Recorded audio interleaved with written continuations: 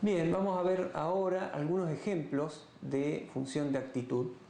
Vamos a ver cómo podemos hacer para los casos que vimos antes, cuando veíamos la representación de los individuos. Vamos a tomar esos mismos ejemplos y vamos a tratar de ver cómo podíamos diseñar, aunque sea una forma sencilla de diseñar, una función de aptitud, para que ustedes tengan una idea más práctica de lo que estamos hablando con todas las características anteriores. Supongamos que tenemos, ¿se acuerdan el caso de un área? Que habíamos dicho podría ser una tela de la que hay que sacar figuras, o bueno, hay montones de ejemplos. Y en ese área había que ubicar estas figuras de la manera de aprovechar lo mejor posible el espacio y sacar correctamente las figuras.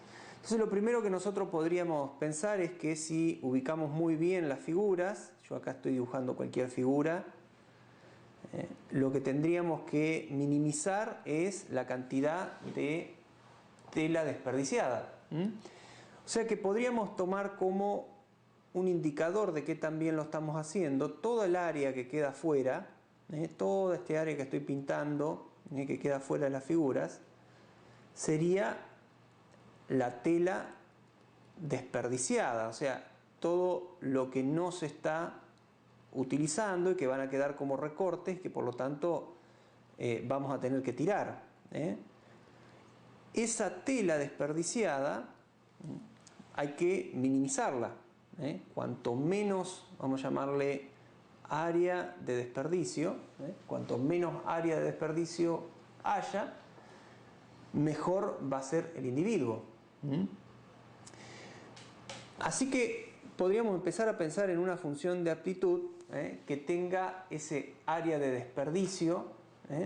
Ese área de desperdicio dijimos que era inverso, o sea que podríamos poner ese área de desperdicio restando.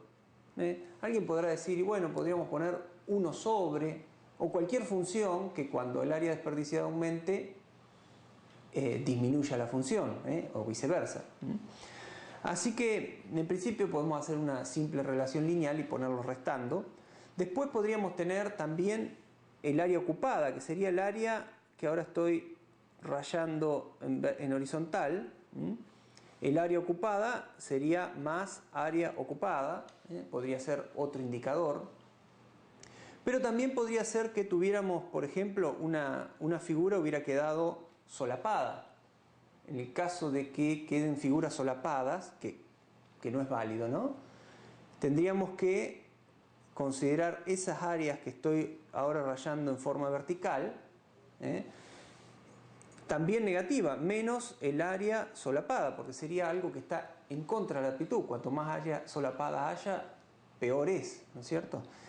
Y otro área que se nos puede ocurrir también es este área que está acá. Es el área que queda por fuera de la tela.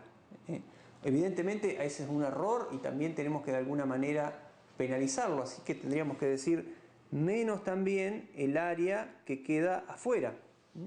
Bueno, de esa manera, si bien estamos simplificando mucho el problema, estamos construyendo una función que mide mejor o peor los individuos de las soluciones de la población, ¿no? Fíjense que esta función de aptitud o de fitness es muy elemental, simplemente estamos sumando las cosas sin darle ninguna ponderación. Como yo les decía antes, podríamos poner algún tipo de función no lineal, podríamos poner 1 sobre, podríamos usar algún logaritmo, alguna que queremos que se enfatice más, podríamos elevarlo al cuadrado.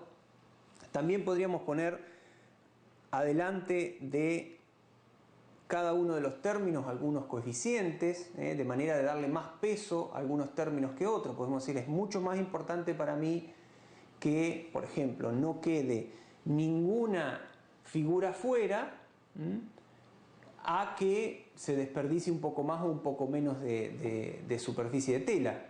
Entonces podríamos decir que acá podemos poner un coeficiente adelante del área que quedaba por fuera, un coeficiente de 1000. Entonces quiere decir que eso va a afectar mucho a los individuos que dejen algo por afuera. Bueno, y de esa manera, con un montón de criterios prácticos y algunas otras cosas que también vamos a analizar más adelante, como por ejemplo penalizar a los individuos que cometen errores, podemos ir construyendo esta función de aptitud o fitness. Vamos a ver otro ejemplo. ¿Se acuerdan que habíamos hablado de la red neuronal, de entrenar una red neuronal? La idea era que teníamos que encontrar los pesos e incluso la arquitectura también, la cantidad de neuronas y la cantidad de capas, de manera que la red cometa un error de clasificación mínimo. Fíjense que acá casi que con la definición del problema ya estamos diciendo directamente cuál es una buena medida de qué tan bien o qué tan mal funciona cada individuo, es decir, que nos sirve casi directamente para crear la función de aptitud. Podríamos, por ejemplo, decir que bueno, tenemos la red neuronal y supongamos que acá entran imágenes de un rostro que queremos clasificar. Cada una de estas entradas sería un píxel de la imagen. La imagen la tenemos acá, tiene la cuadrícula que serían los píxeles y estamos poniendo cada píxel en una de las entradas de la red. Es un enfoque muy sencillo y decimos que, supongamos si había 4 personas que reconocer, la red va a tener 4 salidas que van a dar 1 o menos 1 dependiendo si acertó o no acertó. Entonces nosotros lo que podríamos hacer es pasarle muchas imágenes, una cantidad según lo que tengamos en la base de datos de muchas imágenes, y para cada una contar, ¿acertó o no acertó la red? Si la red acertó, contamos un acierto, y si la red se equivocó, decimos nada. Entonces, después podemos sumar la cantidad de aciertos, y decimos, bueno, de un total de 200 imágenes, acertó 100. Es decir que tenemos una tasa de acierto del 50%. Y bueno, en principio podríamos decir que esa directamente, la función de aptitud, es la tasa de imágenes correctamente clasificadas. Y listo. También podríamos decir que es la inversa de el error, la cantidad de errores que cometa. En vez de contar los aciertos, contamos los errores, o el opuesto del error, o bueno, podemos hacer funciones que combinen distintas propiedades.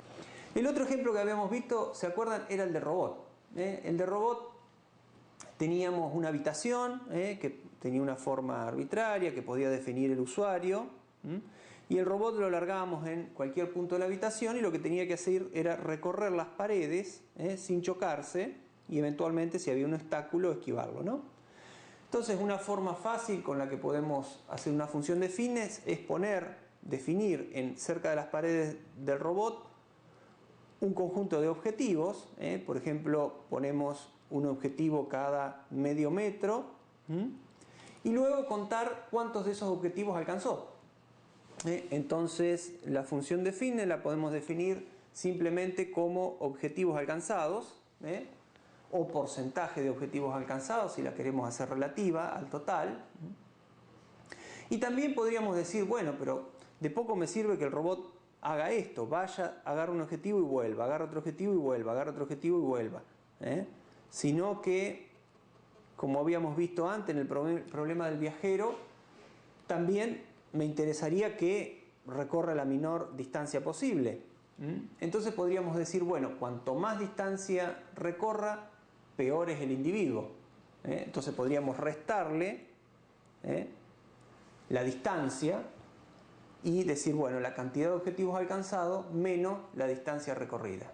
Por supuesto, esto después puede tener asociado algún coeficiente, algún alfa, algún beta, que le dé más peso a una cosa o a la otra.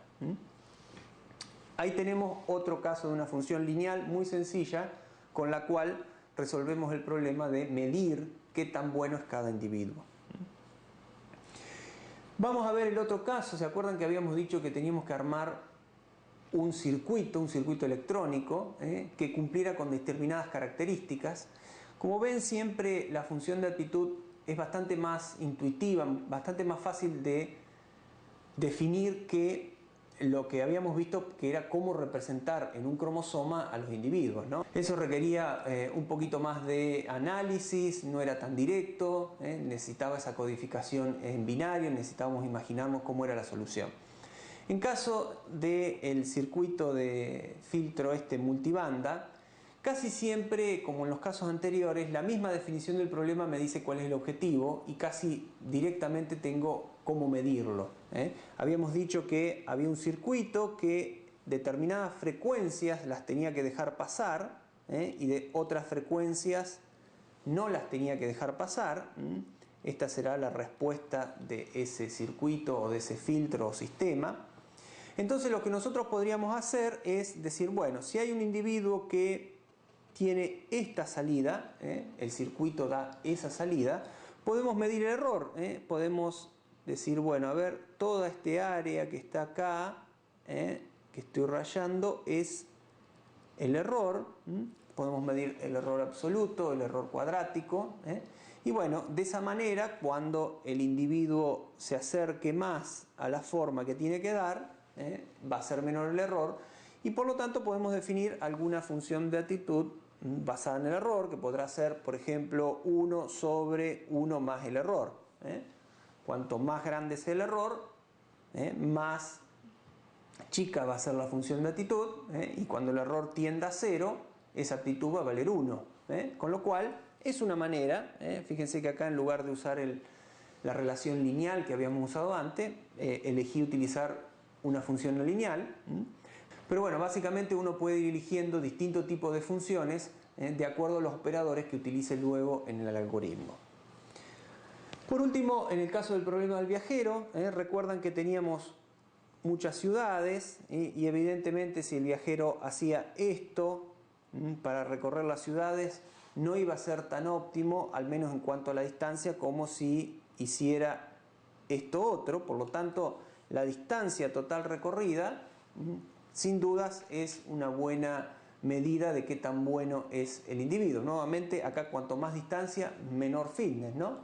Pero también puede haber otros costos asociados. Yo les comentaba que, por ejemplo, visitar esta ciudad en una determinada semana en la que hay descuentos en hoteles, por ejemplo, podría ser de que, a pesar de que yo para visitar esa ciudad tenga que recorrer una distancia más larga y salirme del camino más corto, el costo total del viaje se viera suficientemente reducido por lo que me ahorraba en hoteles.